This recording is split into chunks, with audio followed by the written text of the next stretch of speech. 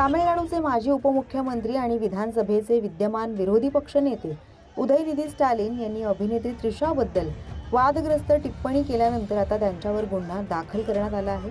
इतकंच नव्हे तर पोलिसांनी त्यांना ताब्यात देखील घेतलंय।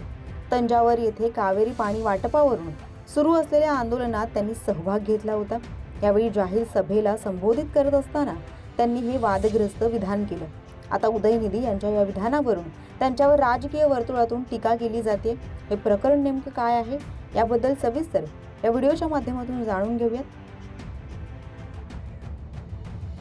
திமுக மேல என்ன பொய் வழக்கு போடலாம், என்ன பொய் கேஸ் போடலாம்?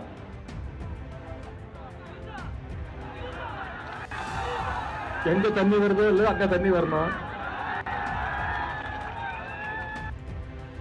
सूत्रांनी दिलेल्या माहितीनुसार तंजावर पोलीस ठाण्यात उदयनिधी स्टॅलिन यांच्या विरोधात 6 कलमांतर्गत गुन्हे दाखल करण्यात आले आहेत। कावेरी पाणी प्रश्नावर आंदोलनात बोलत असताना उदयनिधी स्टॅलिन यांनी मुख्यमंत्री जोसेफ विजय यांच्यावर टीका केली होती। कावेरीतील तामिळनाडूच्या वाटचं पाणी मिळवून देण्यात अपयशी ठरल्याबद्दल जोसेफ विजय यांच्यावर आरोप होत आहेत। उदयनिधी स्टॅलिन भाषण करत असताना उपस्थितांमधून त्रिशा त्रिशा असा आवाज दिला गेला। यानंतर उदयनिधी स्टॅलिन यांनी काही क्षण थांबून द्वयर्थी विधान केलं। या विधानावर आता राजकीय वर्तुळातून टीका केली जाते। हे विधान अश्लील आणि महिलांचा अवमान करणारं होतं असे सांगितलं जाते। या प्रकरणी गुन्हा दाखल झाल्यानंतर मंगळवारी तामिळनाडू पोलिसांनी उदयनिधी स्टॅलिन यांना ताब्यात घेतलं आहे। त्यांना चौकशीसाठी चेन्नईहून तंजावर येथे नेलं जाणार असल्याची देखील माहिती आहे। तर स्टॅलिन यांनी अंतरिम जामीन मिळवण्यासाठी मद्रास उच्च न्यायालयात याचिका दाखल केली आहे। दरम्यान उदयनिधी स्टॅलिन यांच्या विधानानंतर जोसेफ यांचा टीव्हीके आणि द्रमुक पक्ष हे आमने-सामने आले आहेत। टीव्हीकेचे नेते अधव अर्जुन यांनी उदयनिधी यांना अश्लील निधी अशी उपमा देत राजकारणाचा स्तर घसरवला असल्याची टीका केली आहे। तसंच आपल्या विधानातून महिलांचा अवमान करत असल्याचीही टीका त्यांनी केली आहे।